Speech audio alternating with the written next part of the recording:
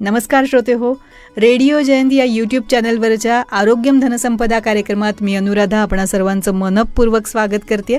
श्रोते हो, आरोग्यम धनसंपदा या कार्यक्रमामध्ये आपण अष्टांग आरोग्य ही मालिका ऐकतो आहोत आणि आजच्या या मालिकेच्या भागामध्ये आपण ऐकणार आहोत मेदोरोग आणि हा आजार होण्याच्या कारणांविषयी.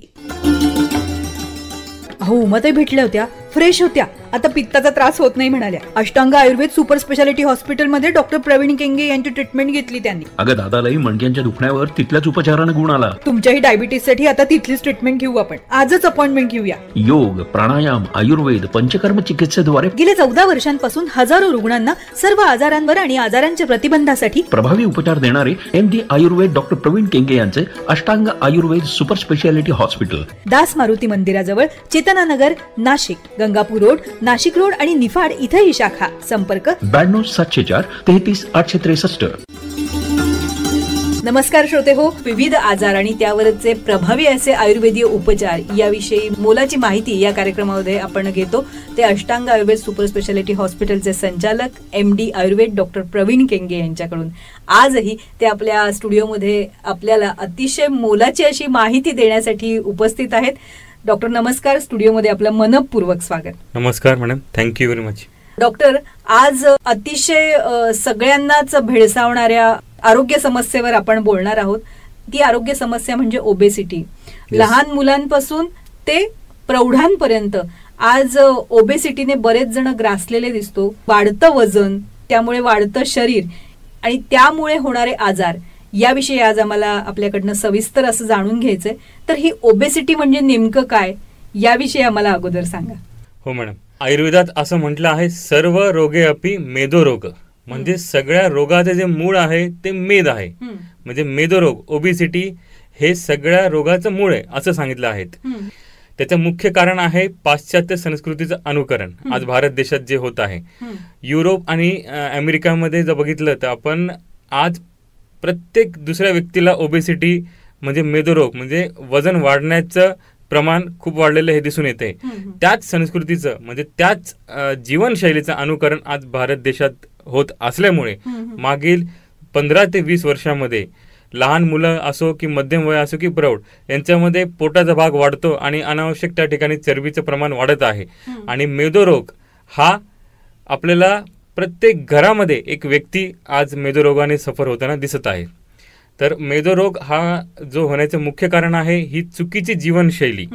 म्हणजे याच्यामध्ये सकाळी उशिरा उठणे, दुपारी झोपणे, रात्री जागरण करणे, चुकीचा आहार किंवा फास्ट फूड आपण म्हणू, वेळ कमी असल्यामुळे पटकन काहीतरी चविष्ट पदार्थ खाल्ला जो चवेला चांगला आहे पण पोटाला चांगला नाही असा, की त्याचं हे मूळ कारण आहे. आणि याचा इफेक्ट आपल्या अग्नीवर होतो आणि जी अग्नी आहे ती मंद होते हळूहळू आणि त्यानंतर त्या खाल्लेल्या अन्नाचं पूर्ण पचन न होतं त्याचं रूपांतर फॅट्समध्ये होतं. जसं आपण कुठलाही स्वयंपाक करताना पदार्थ शिजवतो आणि त्याला अग्नीच नसेल तर तो शिजणार नाही, तसंच जठराग्नी हा कमकुवत झाल्यामुळे, फास्ट फूड आणि जीवनशैली चुकीची असल्यामुळे मग पुढे जे काही आहार चांगला जरी घेतला गेला तरी तो पचन होत नाही आणि त्याचं रूपांतर फॅट्स किंवा अनडिपॉझिटेड मटेरियलमध्ये होतं, त्याचं कन्व्हर्जन फॅट्समध्ये होतं आणि हळूहळू हा ओबेसिटीचं प्रमाण आपल्या भारत देशात देखील वाढत आहे.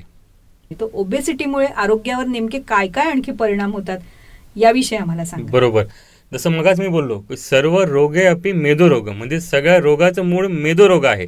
एकदा वजन वाढलं म्हणजे रक्तात चरबी वाढली की हृदयाला जास्त काम करावं लागणार, मग हृदयाचे विकार, त्याच्यानंतर ब्लड प्रेशर रक्तदाब हा वाढतो, डायबेटीस, थायरॉइड, त्वचेचे विविध विकार, सांध्यांना विकार म्हणजे आपल्याला लोड घ्यावा लागतो. म्हणजे अनेक रोग आज जे आपण बघतोय, ऍसिडिटी होणे, अपचन होणे, डोके दुखणे किंवा हे सगळे जे लक्षण आहे ना हे मेदोरोगमुळे पुढे वाढायला लागतात आणि दिवसेंदिवस ते वाढत जातात आणि पुढे आटोक्याच्या बाहेर जातात. मेदोरोग टाळण्यासाठी नेमकं आपण काय केलं पाहिजे, आपली जीवनशैली कशी असली पाहिजे? बरोबर, तर 3 गोष्टी खूप महत्वाच्या ज्या आयुर्वेदात सांगितलेल्या आहेत मेदोरोगासाठी, किंबहुना कुठलाही रोग होऊ नये आणि असेल त्याला आटोक्यात ठेवण्यासाठी. एक सर्वात महत्वाचं म्हणजे आहार, दुसरं निद्रा आणि तिसरं व्यायाम.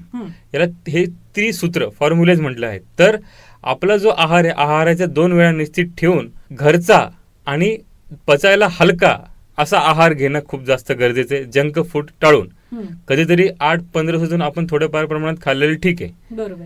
दुसरं, हे आहार हा अन्न पचण्यासाठी झोप महत्वाची आहे. तर रात्रीची ही झोप म्हणजे रात्री 10 ते सकाळी 5-5:30 7 तासाची झोप खूप आवश्यक आहे.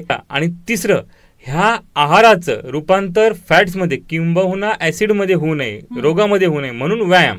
तर कमीत कमी आपण 40-45 मिनिटं ते 1 तास पायी फिरणे, योगासनं, सूर्यनमस्कार, स्विमिंग, कुठल्याही प्रकारे स्पोर्ट्स असे ऍक्टिव्हिटी रोज आपली असणे गरजेचे. कमीत कमी आठवड्यातले 5 दिवस तरी आपण व्यायाम करणं गरजेचे.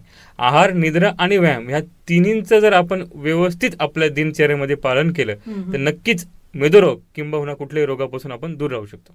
श्रोते हो, लहान मुलांपासून ते प्रौढांपर्यंत भेडसावणाऱ्या मेदोरोगाविषयीची सविस्तर माहिती आपण आज घेतलीत. अष्टांग आयुर्वेद सुपर स्पेशालिटी हॉस्पिटलचे संचालक MD आयुर्वेद डॉक्टर प्रवीण केंगे यांच्याकडून.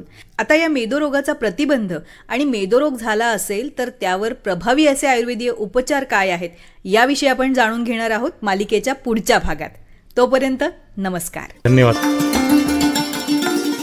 सर्व आजारांवर आणि आजारांच्या प्रतिबंधासाठी प्रभावी उपचार देणारे MD आयुर्वेद डॉक्टर प्रवीण केंगे यांचे Ashtang Ayurveda super speciality hospital, Das Maruti मंदिराजवळ, चेतनानगर, नाशिक, गंगापूर रोड, नाशिक रोड आणि निफाड इथे ही शाखा. संपर्क 92 704 33 863.